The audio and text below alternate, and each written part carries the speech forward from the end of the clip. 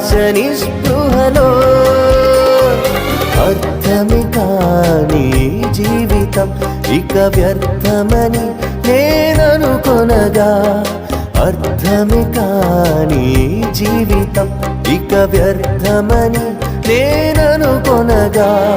కృపా కనికరము గల దేవా నా కష్టాల కడలిని దాటించితివి కృపా కనికరము గల దేవా నా కష్టాల కడలిని దాటించితివి ఎడబాయని నీ కృపా నన్ను విడువదు ఎన్నటికీ ఎడబాయని